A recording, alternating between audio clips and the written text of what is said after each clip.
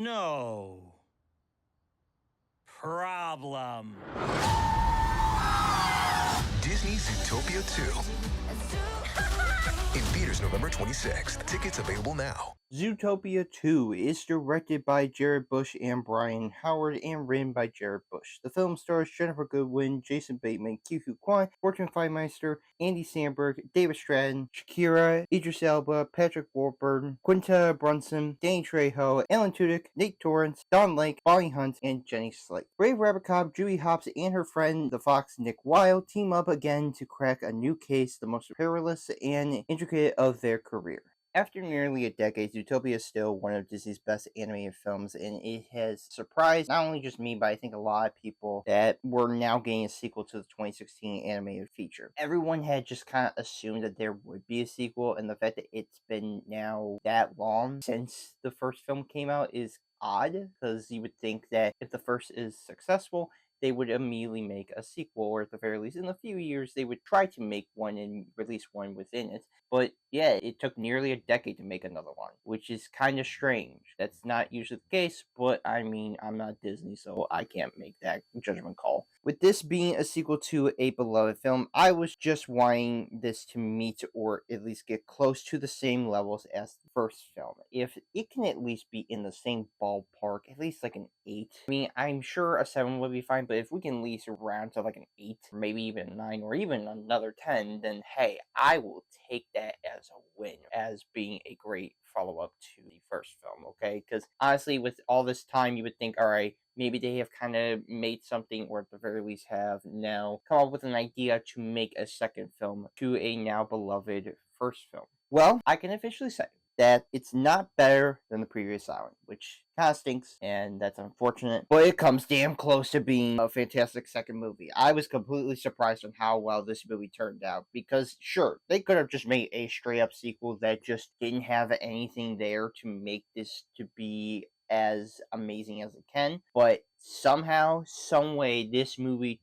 turned out to be a great follow-up to that said first movie that I just didn't think was possible. Before addressing my only issue, and my only one issue with this movie that holds it back from being pretty much on par with the first movie, here are the positives. The voice acting is terrific. Once again, Ginnifer Goodwin is still energetic and lovable as Officer Julie Hopps. Goodwin just brings the same level as she did before, a character that you just root for and somebody that you just want to see succeed, because you know that she is not only a police officer who wants to do not only right for the citizens of Zootopia, but just wants to show how much she is as a good being she is by helping those who feel like they have been wronged, or at the very least seem like there is some issue that she feels like she needs to put herself in. There is something there that showcases why Julie Hopps is a good being in the sense of somebody to look up to, because you could tell that she is somebody who tries really hard to do the right thing, always trying, no matter what the stakes are. She is willing to do whatever it is to go to great lengths to make sure that the right thing is done, and I think that is something that we could all look towards for an inspiration, especially for kids these days. I think that is something we can all strive for. And I think Ginnifer Goodwin still has the same sort of tone and vibe that she gave off within the first movie, as somebody who really wants to spread a lot of that positivity, or at least show how much she wants to prove people that she can do the right thing.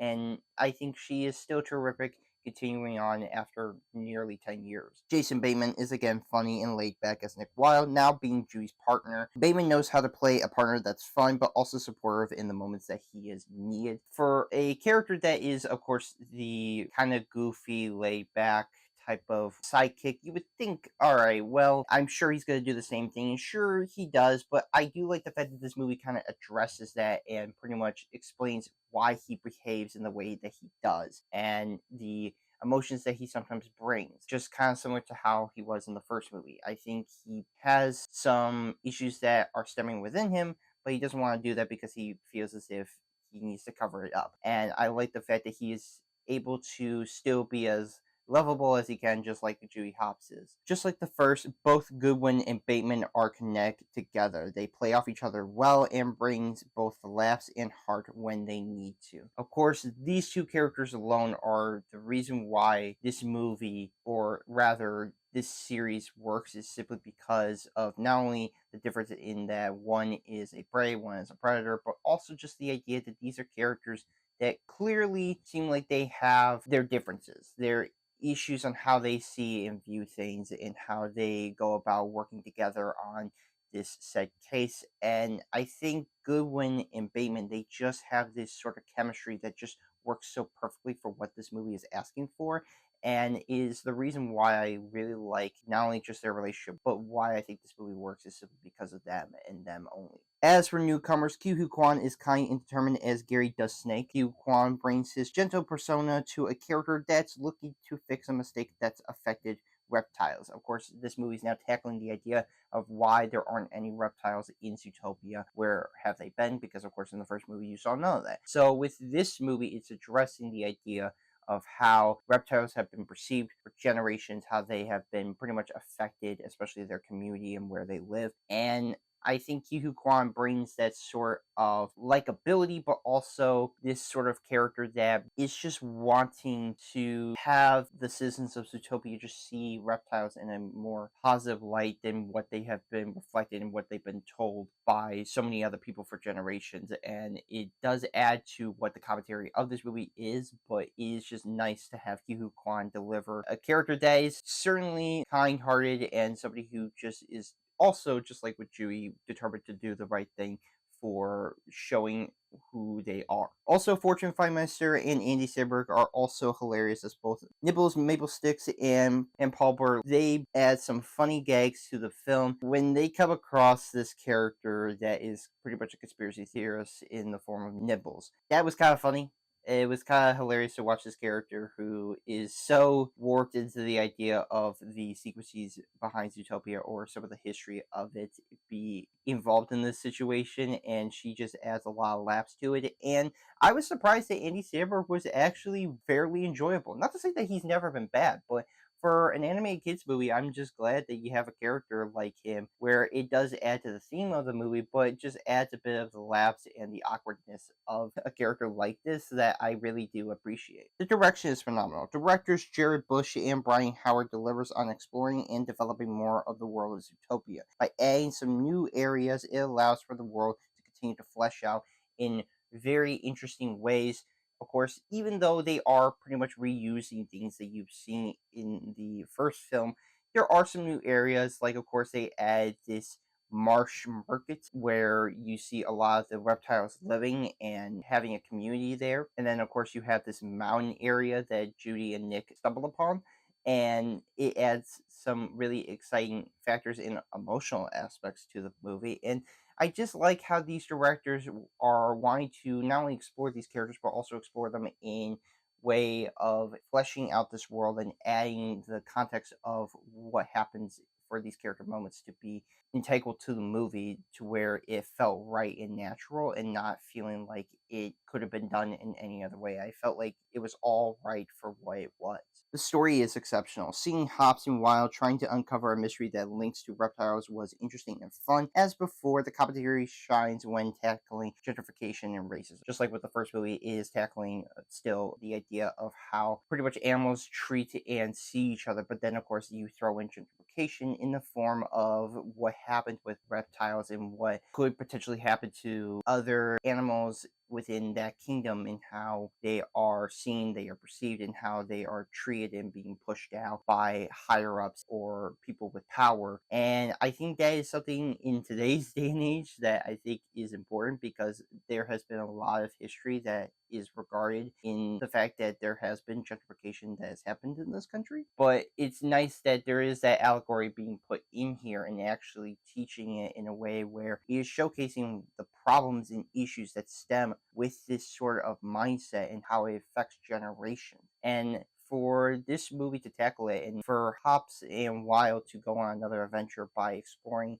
still these ideas through the whole reptile idea is, I think, one that is really interesting and fascinating to watch as it unfolds. The writing is amazing. Writer Jared Bush crafts a script that balances out the humor and emotion at the right moments, keeping it in line with what the first movie was. How the first movie was written was done in a way where, just like what I say here, is that it was balanced out to where the humor worked and the emotions worked. And here goes the same way. You have a lot of moments where the humor does land, and there's a lot of jokes, especially jokes about films, which I thought was kind of funny. But you also had a lot of emotional moments with regards to Nick and Judy. You also have this whole plot evolving around reptiles and their storyline. But a lot of the conversations that are had in this movie work so well that it felt fluent, and it really adds a lot of depth to the film than if they were to try not to explore these ideas and how the emotions come off. I think everything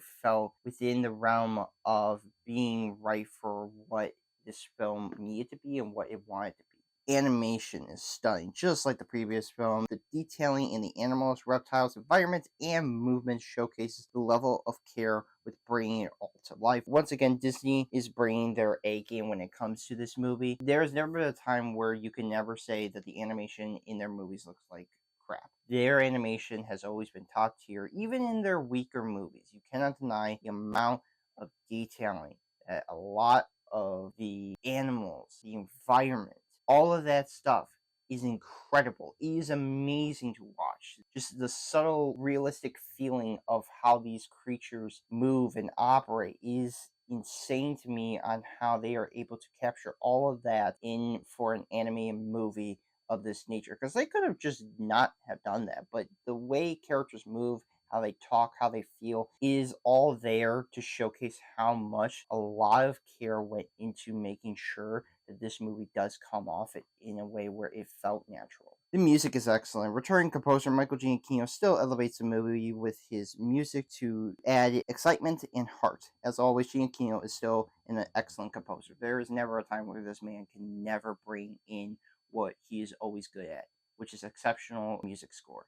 Because the man just knows how to do that. He adds music in this movie where it fits the action sequences, emotional parts, and the fun aspect of just taking everything in. That is what Michael Giacchino knows how to do. He just understands the vibe and tone, how a movie should feel and flow, to where it was just so great hearing that score coming from this man and really helping the film out and really feeling like it is really exploring the world of Zootopia in a way where it feels amazing to hear while you're watching it. It is incredible to hear a score from this man still being played, and I appreciate how much he still puts in the love he can. The production is stellar. All the effort into bringing this sequel is there. When it comes to animators, Disney delivers on quality and talent to this sequel. Disney, again, could have just easily have made this like a Disney Plus thing, which you look at some of their movies that could be put on Disney Plus, but in the case of a movie like this, I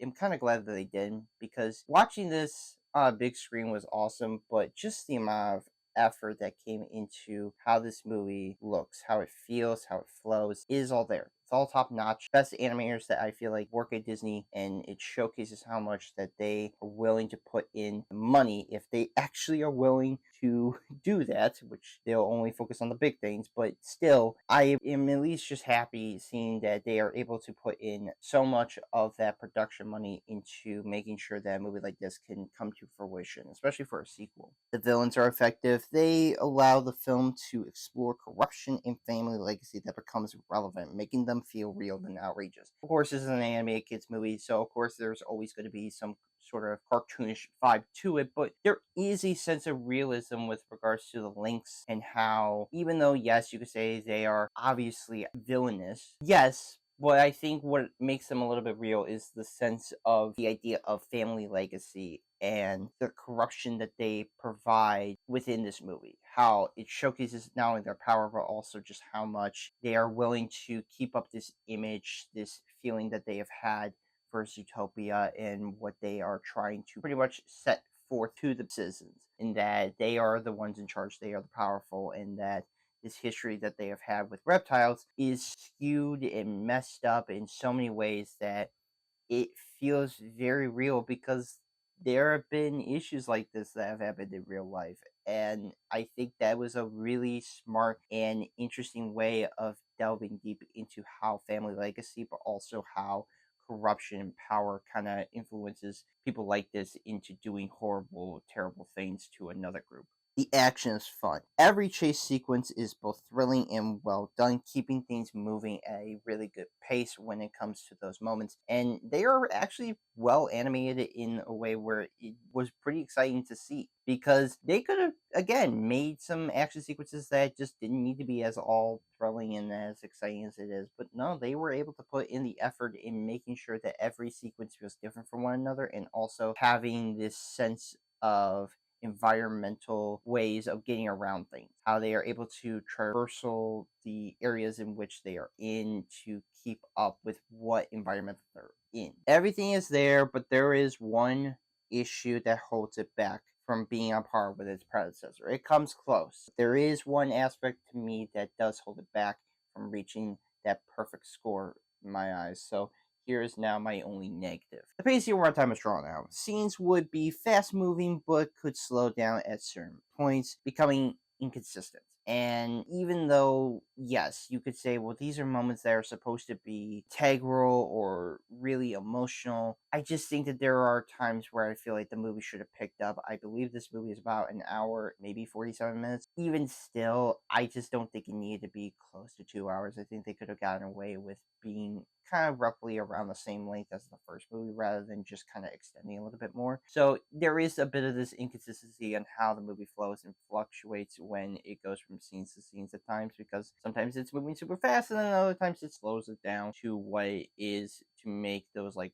I guess, emotional moments hit, but it just seems like they are added there just so that way they can just slow down everything to kind of get the point across, to where it just doesn't feel like it flow in a way with how what the first movie did, because it was able to balance that out very perfectly. It might have been nearly a decade, but Zootopia 2 manages to live up to what the first movie was. From its voice acting to its animation, everything is there for the family to enjoy. Hopefully, if they make a third movie, which it's most certainly possible, it won't take as long to make that. And I'm happy that this is a sequel that actually really truly hits the same feelings as the first movie and did it in all the right ways. I'm going to give Zootopia 2 a 9 out of 10. I think this is an amazing animated kids movie that I think families will enjoy, but also appreciate, because it is a message that kids can listen to and recognize and understand, and the issues with what this movie provides, that I think is able to help